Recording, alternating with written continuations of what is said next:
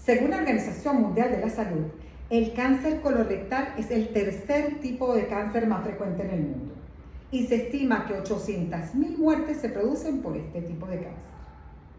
Según la Asociación Americana del Cáncer, 1 de cada 23 hombres y 1 de cada 25 mujeres tienen posibilidades de desarrollar el cáncer de colon rectal en el transcurso de su vida.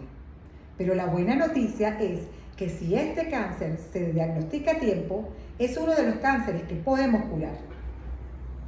Por eso es muy importante que conozcamos qué es el cáncer colorectal. Yo soy la doctora Zoila Salas, médico gastroenterólogo, y les voy a hablar sobre este tema. Primero que todo, ¿qué es un cáncer colorectal? El cáncer colorectal es la lesión que se produce por el aumento y el crecimiento desmedido de las células de la mucosa del colon, que van a producir o lesiones que parecen pelotitas que van hacia la luz del colon, que se llaman pólipos, o van a producir un engrosamiento de la pared que poco a poco va a ir cerrando la luz del colon e impidiendo el paso de las heces.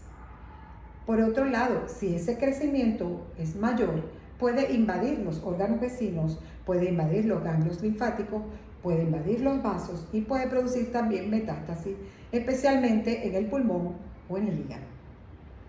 ¿Y cuáles serían los signos y síntomas más importantes que nos podrían orientar a pensar que un paciente tiene cáncer de colon? 1.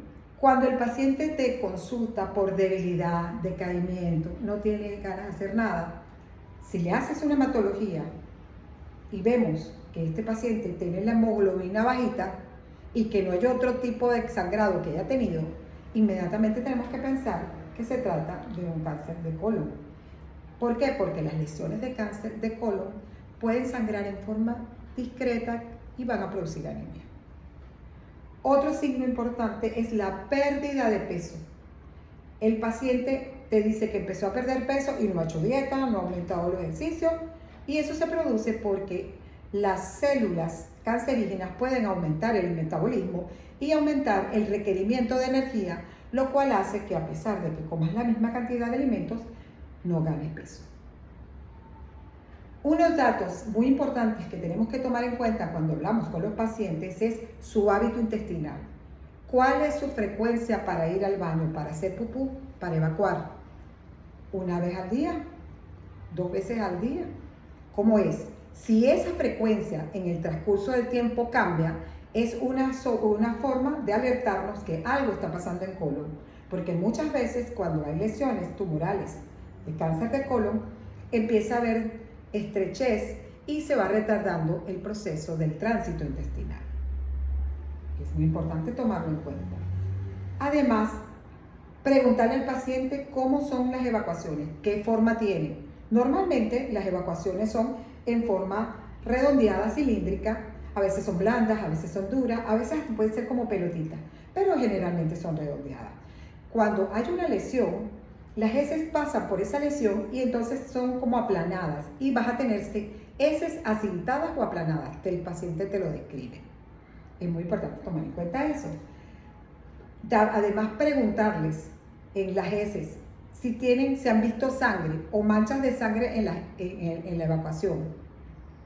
¿Por qué? Porque cuando hay lesiones, un pólipo o una lesión de cáncer, el bolo de las heces pasa rozando y esa erosión puede producir un sangrado que va a dejar una marca de sangre en las heces. Y los otros casos más importantes es cuando ya la lesión está ulcerada o el tejido es muy friable, que vas a tener sangrado rectal. Entonces el sangrado puede ser poquito, puede ser mucho, pero es sangrado rectal. Y hay que tener mucho cuidado con eso, porque muchas personas piensan que el sangrado rectal es un hemorroide, y no es así. A veces hay que descartar la presencia de un cáncer de colon rectal. Y otra de las cosas muy importantes que tenemos que tomar en cuenta es el dolor abdominal, porque el dolor es abdominal difuso en todo el abdomen, persistente, aunque hayas hecho tratamiento, dieta, medidas generales, y además se acompaña por el retraso de la evacuación, lo cual hace que en un momento dado, si ese dolor se intensifica, que no se pueda tocar a la persona porque duele, hay que pensar hasta en una perforación del colon.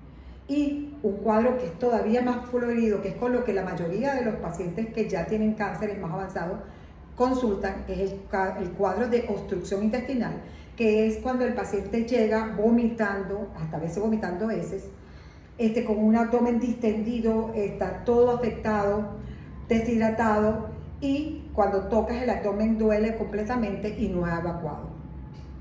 Entonces allí tenemos un cuadro de abdomen agudo, obstrucción intestinal, y muchas veces tiene que operarse de emergencia. Ahora, hay una cosa muy importante que debo de aclararles. En las fases iniciales, el cáncer de colon recto no da ningún síntoma. Por eso es tan importante que ustedes hablen con sus pacientes para que a partir de los 45 años se hagan sus evaluaciones para descartar lesiones polipoideas, lesiones premalignas o lesiones ya de cáncer que estén en sus etapas iniciales, que se pueden curar y tratar. Pero acuérdense, hay casos, por lo menos los pacientes que son de alto riesgo, como son estos pacientes que son familiares de personas que ya han tenido cáncer de colon, que tienen enfermedades inflamatorias como la rectocolitis ulcerosa o como la enfermedad de Crohn, que sufren de poliposis, o también en el caso de otro tipo de pacientes, que son los pacientes que tienen una vida sedentaria, que son obesos, que no comen casi fibra, que más bien comen mucha chatarra, comidas procesadas, mucha carne, fuman, toman mucho alcohol. Esos pacientes tienen más riesgo y a los cuales hay que recomendarles hacerse sus evaluaciones de precancerígenas mucho antes de los 45 años. Entonces recuérdate, toma en cuenta todos estos tips, porque esto te va a ayudar a que puedas diagnosticar a tus pacientes rápidamente y poderle dar una opción. Recuérdate, el cáncer de colon es curable, pero si se diagnostica a tiempo. Buenas tardes y gracias.